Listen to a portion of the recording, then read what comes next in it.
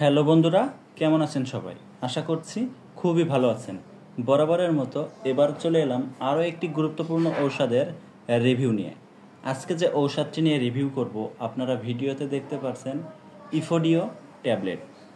আজকে আলোচনা করব এই ঔষধের কার্যকারিতা কী, কারা খেতে পারবে, কারা খেতে পারবে না, গর্ভাবস্থায় ওই স্তন্যদানকালী মায়েরা ঔষধটি খেতে পারবে কিনা, পার্শ্ব প্রতিক্রিয়া আছে কিনা, দাম কত, কোথায় পাবেন, সেই সব বিস্তারিত আজকে আপনাদের সাথে আলোচনা করব। ইফোডিও ট্যাবলেটের প্রস্তুতকারক কোম্পানি বাংলাদেশের স্বনামধন্য কোম্পানি রেডিয়েন্ট ফার্মাসিউটিক্যালস লিমিটেড, আর এর জেনেরিক নাম ডমপেরিডন 10। তো বন্ধুরা, মূল আলোচনায় যাওয়ার আগে বলবো, এই চ্যানেলে যারা নতুন তারা দ্রুত এই চ্যানেলটি সাবস্ক্রাইব করুন, আর যারা ইতিমধ্যে সাবস্ক্রাইব করেছেন তাদেরকে অসংখ্য অসংখ্য ধন্যবাদ। বন্ধুরা, যারা ফেসবুক পেজ থেকে দেখছেন তারা এই পেজটি ফলো দিয়ে রাখুন। আপনারা জানেন প্রতিনিয়ত এই চ্যানেলে ঔষধের সঠিক তথ্য বা কার্যকারিতার কথা আলোচনা করি।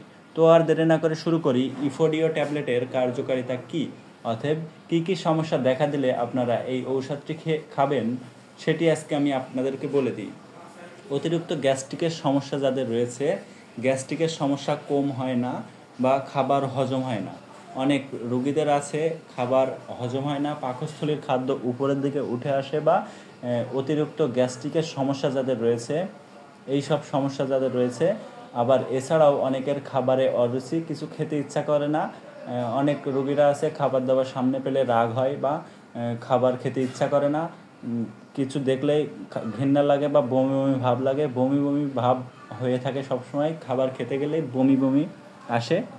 এই সব সমস্যা যাদের রয়েছে, এছাড়াও খাওয়ার রুচি বাড়াতে বা ক্ষুধামন্দার সমস্যা যাদের রয়েছে, এই ক্ষুধামন্দা দূর করতে কিন্তু এই ঔষধটি অত্যন্ত কার্যকারী একটি ঔষধ হিসাবে কাজ করে থাকে। আমরা যদি এক কথায় বলতে যাই, আমাদের শরীরে যাদের খাবারে অরুচি রয়েছে বা কিছু খেতে ইচ্ছা করে না বা খাওয়ার রুচি বাড়াতে চাই, এছাড়াও যাদের বমি বমি ভাব বা বমি বমি ভাব লেগে থাকে সবসময়, কিছু খেতে ইচ্ছা করে না, কিছু খাবার দেখলেই বমি বমি লাগে বা বমি বমি ভাব সবসময় হয়ে থাকে, বমি বমি ভাব দূর করতে কিন্তু এই ঔষধটি অত্যন্ত কার্যকারী একটি ঔষধ হিসাবে কাজ করে। এছাড়াও যাদের তীব্র গ্যাস্ট্রিকের সমস্যা রয়েছে, গ্যাস্ট্রিকের সমস্যা থেকে মুক্তি পান না বা খাবার হজম হয় না বা খাবারে হজমের সমস্যা রয়েছে, খাবার দাবার খেলে ঢেকুর ওঠে বা পচা গন্ধ ঢেকুর ওঠে, পাকস্থলীর খাদ্য উপরের দিকে উঠে আসে, এই সমস্যা যাদের রয়েছে তাদের ক্ষেত্রে কিন্তু খুবই গুরুত্বপূর্ণ একটি ঔষধ হিসাবে কাজ করে ইফোডিও 10 mg ট্যাবলেট।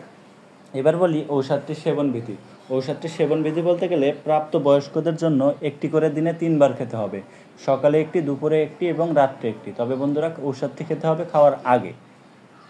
তবে ঔষধটি সেবনের পূর্বে অবশ্যই একজন অভিজ্ঞ ডক্টরের পরামর্শ নিয়ে ঔষধটি সেবন করতে হবে, কারণ একজন ডক্টর একজন পেশেন্টের পরীক্ষা নিরীক্ষা করে বা তার শারীরিক কন্ডিশন ও অন্যান্য দিক বিবেচনা করে ঔষধের ডোজ নির্ধারিত করে থাকে। তাই যে কোনো ঔষধ সেবনের পূর্বে অবশ্যই একজন অভিজ্ঞ ডক্টরের পরামর্শ নিয়ে ঔষধটি সেবন করতে হবে। এবার বলি, গর্ভাবস্থায় ও স্তন্যদানকালী মায়েরা ঔষধটি খেতে পারবে কিনা। গর্ভাবস্থায় ও স্তন্যদানকালী মায়েরা ঔষধটি না খাওয়াই ভালো। যদি কারোর প্রয়োজন মনে হয় অবশ্যই একজন অভিজ্ঞ ডক্টরের পরামর্শ নিয়ে ঔষধটি সেবন করতে হবে। এবার বলি ঔষধটির পার্শ্ব প্রতিক্রিয়া কী। বন্ধুরা, আপনারা জানেন প্রত্যেকটা ঔষধেরই পার্শ্ব প্রতিক্রিয়া আছে। এই ঔষধের পার্শ্ব প্রতিক্রিয়া একেবারে মৃদু এবং অস্থায়ী, সবার ক্ষেত্রে তীব্র আকারে দেখা দেয় না। কিছু কিছু ক্ষেত্রে দেখা গেছে মাথা ঘোরা বা দুর্বলতা, বমি বমি ভাব ইত্যাদি, তবে সবার ক্ষেত্রে তীব্র আকারে দেখা দেয় না। আর এই ঔষধের প্রতি যাদের অত্যন্ত সংবেদনশীলতা রয়েছে তাদের ক্ষেত্রে ইফোডিও ট্যাবলেটটি না খাওয়াই ভালো। এবার বলি ইফোডিও ট্যাবলেটের দাম কত ও কোথায় পাবেন। ইফোডিও ট্যাবলেট প্রতি পিসের দাম 4 টাকা 50 পয়সা, আর ঔষধটি পেয়ে যাবেন আপনার নিকটতম যে কোনো ফার্মেসিতে। ভিডিওতে আমি সবই সংক্ষেপে বলার চেষ্টা করেছি। ঔষধটি সম্পর্কে আরও কিছু বিস্তারিত জানতে অবশ্যই কমেন্ট করবেন, আমি রিপ্লাই দেওয়ার চেষ্টা করব। ধন্যবাদ সবাইকে ভিডিওটুকু সম্পূর্ণ দেখার জন্য।